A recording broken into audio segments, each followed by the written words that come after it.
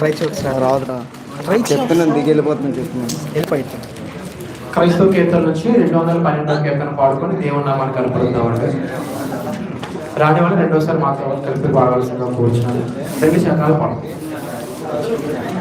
జీవము గల దేవుని సంగం ఎంతో ఎంతో రమ్యము, మనకై దేవుని సంకల్పం ఎంతో ఎంతో శ్రేష్టము.